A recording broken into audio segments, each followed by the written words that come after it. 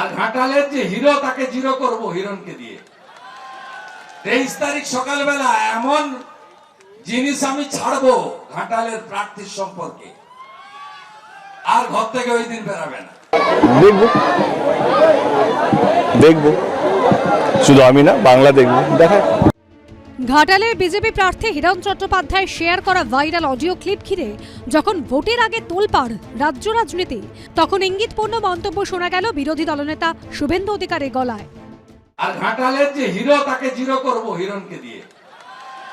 23 তারিখ সকালবেলা এমন জিনিস আমি ছাড়বো ঘাটালের প্রার্থীর সম্পর্কে, আর ঘর থেকে ওই দিন বেরাবে না।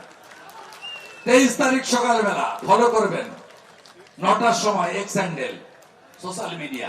এই নির্বাচনে এত গরম গরম কথা হচ্ছে, এত গরম গরম হচ্ছে, আর এইসবের মধ্যে মাথা ঘামাতে পারছি না, আর এইসবের মধ্যে টাইম নষ্ট করতে পারছি না। কারণ 23 তারিখ আমাদের সবারই জন্য খুব ইম্পর্টেন্ট, যতটা শুভেন্দু অধিকারীর জন্য, কারণ সেদিনটা লাস্ট প্রচার হবে, ততটা আমার জন্য, ততটা প্রত্যেকের জন্য। তো আমার সবাইকে শুভেচ্ছা। চাকরি দেওয়ার জন্য 9 লক্ষ টাকা নিয়েছেন একজন। ফোনে সে কথাই ঘাটালের বিদায়ী সাংসদ এবং তৃণমূল প্রার্থী দেবকে বলছেন এক মহিলা।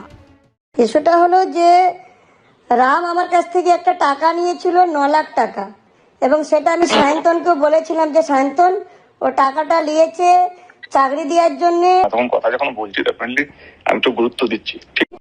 পশ্চিম মেদিনীপুরে ঘাটাল লোকসভা কেন্দ্রে বিজেপি প্রার্থী অভিনেতা হিরণ চট্টোপাধ্যায়ের এক্স হ্যান্ডেলে শেয়ার করা এই অডিও ক্লিপ ঘিরে রাজ্য রাজনীতিতে আলোড়ন পড়ে গিয়েছে। এই প্রেক্ষাপটেই শনিবার ভাইরাল অডিও বিতর্কে হুঁশিয়ারি সুর শোনা গেছে দেবের গলায়।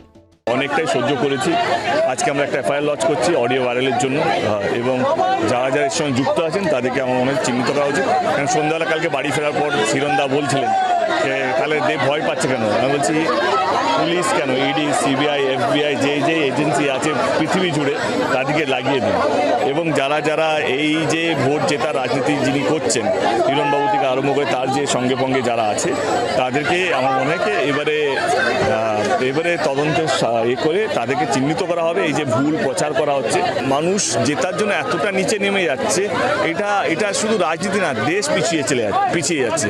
আজকে রোজভ্যালির যে সিবিআই চার্জশিট জমা দিল, তো সেখানে দেখলাম যে এই মাননীয় প্রাক্তন সাংসদের নামও দেখলাম সেখানে আছে। উনি সবসময় বলেন যে উনি কিছু জানেন না, তো যদি নাই জানতেন তাহলে রামপদ মান্না টাকাটা ফেরত দিল কেন?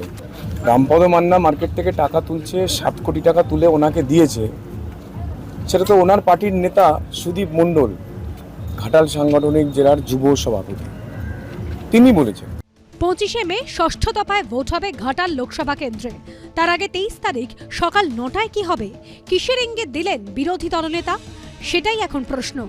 শিবাশিস মৌলিক, বিটন চক্রবর্তী এবং অমিত জানার রিপোর্ট, এবিপি আনন্দ।